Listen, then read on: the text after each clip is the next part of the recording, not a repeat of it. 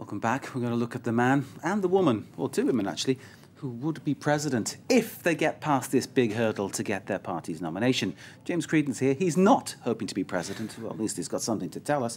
And we're talking about the primaries. That's which right. are kind of like the pre-elections, if you like, to choose the candidate to represent the Socialists to stand against, presumably, Nicolas Sarkozy next year here in France. Exactly. Now, what's interesting about these primaries is it's very much inspired by the American system. Now, in 2007, Ségolène Royal, who is, I suppose, one of the best known, really, she went against Sarkozy in 2007. She and two other candidates faced off in a sort of a primary type debate, but it was only on the parliamentary channel in France, and they weren't allowed to interrupt each other or question each other on their various policies. So this is the first time we've had a big televised debate. Is it? No. Definitely not. Definitely not. So this is the first time we've had a big televised debate between the 6 left-leaning candidates, 5 of them from the Socialist Party, in this primary. And if Nicolas Sarkozy hadn't been in Libya today, this would have been the big news. I suppose that was interesting timing for Sarkozy because he was able to grab some of the media spotlight, you could say. But it's a big, big TV moment in the French media. So we'll have a look at what some of the comment has been online. All of the websites, such as Le Figaro here, have live blogs charting through the various points. They're just starting now as we speak. We can't show the pictures, but they're just starting to debate each other. So Ségolène Royal's in the running. Who are the other sort of big name runners? You've got Ségolène Royal, you can see them here on the Le Figaro page. Ségolène Royal, you've got Martine Aubry, she's the former head of the party. Okay. François Hollande, he was the head of the party before her. And Ségolène Royal's former partner in life. They have 4 children together. That's like a bit of love interest, is there? Exactly. And in fact, just a quick look at what The Guardian has been saying about this. Now, they also have a live blog.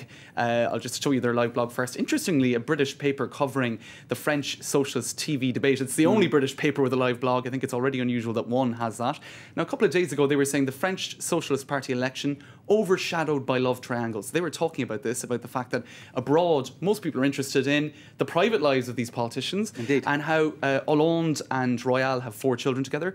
And Hollande, well, they both now have different partners. And if you look here on Twitter, they're saying, what must the children of François Hollande and Ségolène Royal be thinking to watch their parents facing off on TV? It's a pretty incredible thing. And as some have been saying, even the Clintons, Bill Clinton and Hillary, you never saw them going for the same position at any point in their political career, even though they've had individual careers, I guess. Presumably the kids grew up with it, so they might be happy with it. Right, but it's got to be a bit nerve-wracking at the same time. So you've got lots of different details online. Most French want socialist election victory. That was a poll conducted a few days ago saying that Hollande is well ahead of the others at the moment at 60%. That's an IFOP poll. Now, François Hollande, he was backed by Jacques Chirac, wasn't he, on a visit to the Corrèze region, the That's area right. where Brive is. That's right. I'm sure he wasn't too pleased about that either, because Chirac being on the right, he probably wouldn't want his support. He's a great avuncular figure in France. I mean, Chirac's very much regarded as like a proper sort of president with a stature, you know, Absolutely. despite all the shenanigans that surround him. Right, but I mean, that and other issues, they're saying here in Le Figaro, for instance, Hollande is the most in danger in this debate because he's the strongest candidate. So he's the one that everyone is going to be trying to get.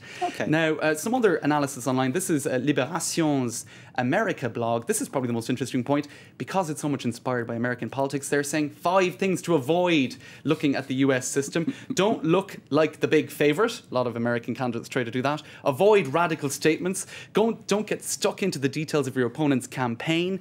Don't make musical references no one understands. Apparently that was John Huntsman, the former Utah governor, who made a reference to Kurt Cobain that no one in the audience understood. Finally, be careful of your hair. Apparently Michelle Bachmann gets lots of points for her hair. So we'll see what they say tomorrow about it. And if you're a man, have a shave before you go on. Kind of makes sense. James, take a note of that one. James Creedon, thank you very much indeed. That was Media Watch.